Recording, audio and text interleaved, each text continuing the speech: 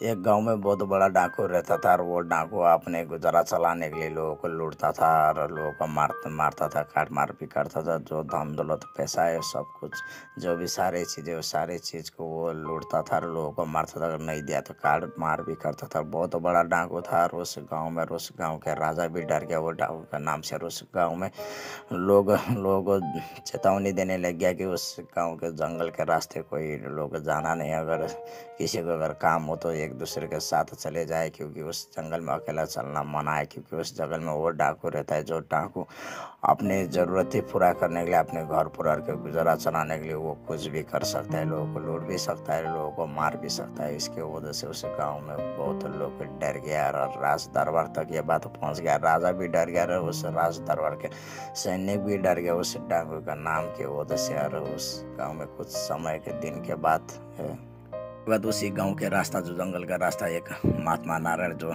जाने लग रहा था। और उसी टाइम उसका जो चेला है उन लोगों ने कहने लगे कि गुरुजी उस रास्ते मत जाइए, क्योंकि गांव में क्योंकि सूचना दे चुका है जो लोगों ने। क्योंकि उस गांव के अगर जंगल के रास्ते अगर हम लोग चले जाए तो उस जंगल में एक डाकू रहता है जिसका नाम है रत्नाकर। जो एक रत्नाकर डाकू रहता है वहाँ पर, जो वो अपने ज़रूरत पूरा करने के लिए वो लोगों को लूटता भी और काट मार भी करता है। और उसके वजह से आज गांव में जो लोगों को चेतावनी दिएगी, क्योंकि उस अगर जंगल का रास्ता जाना है तो क्योंकि अकेला नहीं जाना है, किसी के साथ चलना चाहिए अगर काम हो तो। इसके वजह से जब चला वो, जब ये सारे बातें जब उस नारायण महात्मा को जब सुनाते तो वो कहते हैं कि कोई बात नहीं है, क्योंकि मेरे को कोई भय नहीं है और मेरे को कोई डर नहीं है, क्योंकि मेरे को जाना है उस रास्ते ही पहुंचना है, क्योंकि मेरे को जल्दी जाना है। तो उसके बाद वो नारायण महात्मा उस रास्ते चले जाते हैं जिस रास्ते जो डाकू रत्नाकर रहता था। जब ये सारे बात जब नारायण महात्मा के जब चला है, जब नारायण महात्मा को कहते हैं तो नारायण महात्मा कहते हैं मेरा वहाँ पर काम है, उसके बाद मेरे को चलना चाहिए। तो नारायण महात्मा अपने चलाए को कहते हैं और उस जगह से नारायण महात्मा जिस जगह से गुजर रहा था उस जगह में रत्नाकर डाकू रहता था। उस जगह से जब नारायण महात्मा जब गुजर रहा था तो उसको तो नारायण महात्मा को तो पहले ही कह चुका था कि वहाँ पर एक रत्नाकर डाकू रहता है और वो आपको वो चोरी भी कर सकता है, आपको लूट भी सकता है, आपको मार भी सकता है, आपको ठग भी सकता है, क्योंकि वो बहुत बड़ा डाकू है।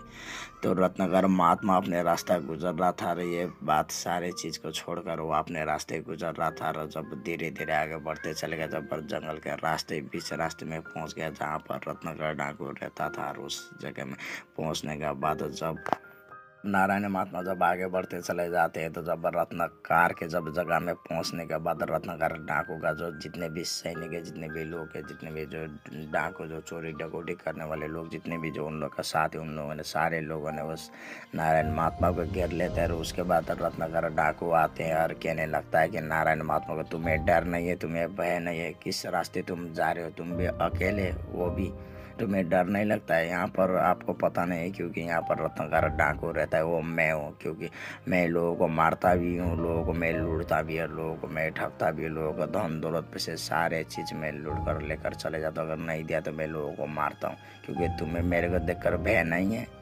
तो जब ये नारायण महात्मा को कहते हैं तो नारायण महात्मा और उस रत्नाकर डाकू कहने लगता है कि मेरे को कोई भय नहीं है। नारायण महात्मा ने कहते हैं कि ना तो मेरे को सफलता का भय है, ना तो प्राण का, न तो कल का, न तो कलंक का, मेरे को किसी चीज़ से भय नहीं है। उसके बाद नारायण महात्मा कहते हैं कि रत्नाकर डाकू को क्या तुम निर्भय हो?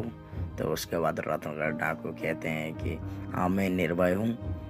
तो उसके बाद रत्नाकर डाकू कहते हैं कि ना तो मेरे को सफलता का भय है, ना तो प्राण का, न तो कल का, न तो कलंक का, मेरे को किसी चीज़ से परवाह नहीं है और किसी से भय नहीं है, न राजा से न प्रजा से। तो उसके बाद रत्नाकर डाकू ने जब ये शब्द नारायण महात्मा को कहते हैं तो नारायण महात्मा कहते हैं तो अच्छा ठीक है, तो इतनी रात को जंगल में क्यों छुपे रहते हैं, तो क्या तुम राजा से डरते हो? तो उसके बाद रत्नाकर डाकू कहते हैं कि नहीं। तो उसके बाद फिर से नारायण महात्मा कहते हैं क्या तुम प्रजा से डरते हो? तो उसके बाद रत्नाकर डाकू कहते हैं नहीं। तो उसके बाद फिर से नारायण महात्मा कहते हैं क्या तुम पाप से डरते हो? तो उसके बाद रत्नाकर डाकू बहुत गुस्से में कहते हैं और नहीं। तो उसके बाद इस जंगल में रात को छुप कर क्यों रहते हैं? तो उसके बाद जब नारायण महात्मा ने ये कहते हैं तो रत्नाकर डाकू ने कहते हैं क्या उन लोगों ने की हुए क्या पाप नहीं है जो राजा ने की हुए, जो प्रजा ने की हुई, उन लोगों ने जनता के साथ, समाज के लोगों के साथ जो उन लोगों ने की हुए, क्या वो पाप नहीं है? तो उन लोगों ने, मैंने देखा वो राज दरबार में जो राजा प्रजा ने उन लोगों ने किए हुए छल कपट से उन लोगों ने अपने राज दरबार जो चलाए हुए जनता के साथ उन लोगों ने बहुत अन्याय किए हुए, क्या उन लोगों ने वो पाप नहीं था? तो उसके बाद नारायण महात्मा ने कहते हैं कि क्या दूसरे को पाप को अगर खुद के पाप से जोड़कर अगर खुद को सही ठहराना ये गलत है रत्नकार।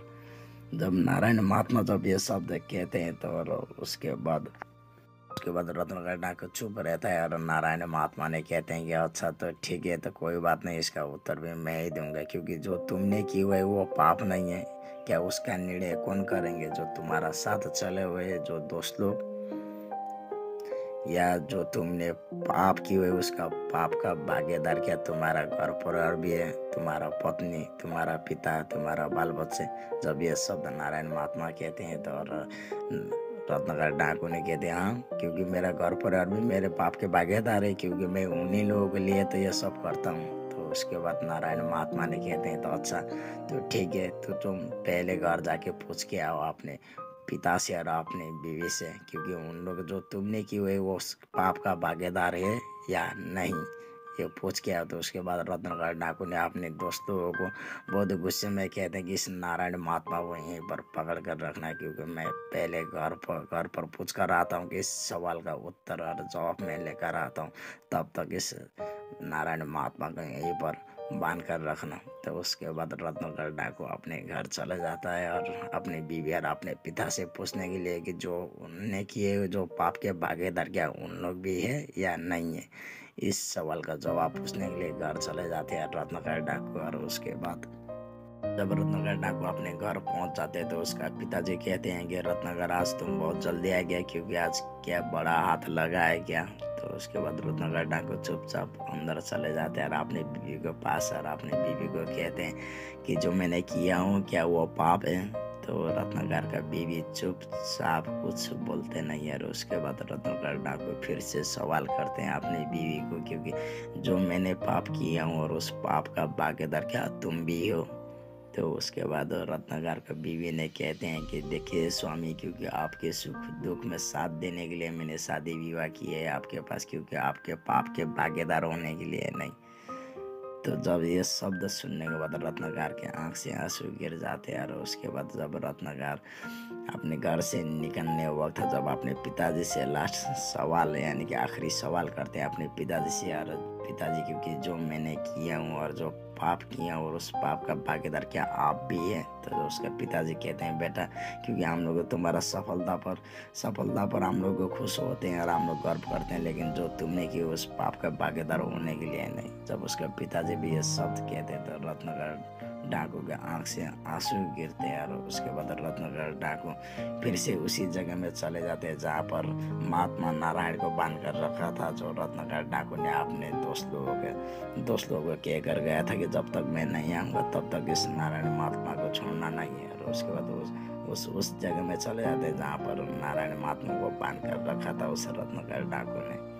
और धीरे धीरे जब रत्नाकर डाकू चल जाते हैं चलते रहते हैं, और जब नारायण महात्मा के पास चले जाते हैं। और उसके बाद जब रत्नाकर डाकू का ये हालत देखकर नारायण महात्मा ने बहुत दूर से ही देखते हैं। और उसके बाद कहते हैं कि रत्नाकर डाकू, क्योंकि तुम्हारे दोस्त लोग भी तुम्हें छोड़कर चले गए, क्योंकि जब रत्नाकर डाकू जब आया था तो महात्मा नारायण के पास कोई लोग नहीं था। जो रत्नाकर डाकू ने जो अपने जो दोस्त लोग और जो जिस रास्ते उन लोग गलत कर रहे थे, जो चोरी डकौटी करता था दोस्त लोग, उन लोग को वहाँ पर छोड़ कर गया था नारायण महात्मा को पास जो बांध कर रखने के, लेकिन उन लोग छोड़ कर गया था। और यही शब्द नारायण महात्मा ने कहते हैं कि रत्नाकर डाकू को, क्योंकि तुम्हारा दोस्त लोग छोड़कर जा चुके हैं, क्योंकि तुम अकेले पड़ गए। तो उसके बाद रत्नाकर डाकू ने कहते हैं कि अपने आँख से जब आंसू गिराते हुए और उस नारायण महात्मा को पैर पड़ और बैठ जाते हैं और गिर पड़ते हैं और कहने लगता है कि मैं बिल्कुल अकेला पड़ गया हूँ, क्योंकि मेरे को क्षमा कर दीजिए, मेरे को माफ़ कर दीजिए, क्योंकि नारायण महात्मा जी, क्योंकि मेरे से बहुत बड़ा भूल गलती हुआ है, क्योंकि ये दुनिया में मैं बिल्कुल अकेला पड़ गया। ये स्थिति और ये हालत देखकर, और जब रत्नाकर डाकू जब महात्मा नारायण के चरणों में बैठकर जब रोता है, और वो कहते हैं कि मैं बिल्कुल अकेला पड़ गया हूँ, क्योंकि मैं जिन जिन लोगों के लिए मैं सब कुछ करता था आज तक, लेकिन उन्हीं लोग जो मेरा साथ नहीं दिए, लेकिन मेरे को बहुत दुख लगा है, और आज मैं बिल्कुल अकेला पड़ गया और बहुत रो रहा था, और नारायण महात्मा के पास माफ़ी मांग रहा था क्योंकि मेरे को माफ़ कर दीजिए, क्योंकि महात्मा नारायण। और उसके बाद महात्मा नारायण जी और रत्नाकर को उठो कहते हैं, और उस रत्नाकर को डाकू को उठाकर और कहते हैं कि महात्मा नारायण, क्योंकि जो तुमने जो पुरानी जिंदगी का जो शुरुआत किया था, बोले तुमने अच्छा किया, बोले बुरा किया, बोले तुमने गलत किया, बोले तुमने पाप किया, लेकिन उस पुराना जिंदगी जो का शुरुआत भी जो तुमने किया था, उसका रचना भी तुमने किया था। अब उठो और फिर से आज के बाद तुम नया जिंदगी का शुरुआत और नया जिंदगी का रचना करो। उसके बाद अब नारायण महात्मा फिर से कहते हैं कि क्योंकि देखो रत्नाकर, क्योंकि काम से नाम होते हैं, क्योंकि नाम से काम नहीं होते हैं।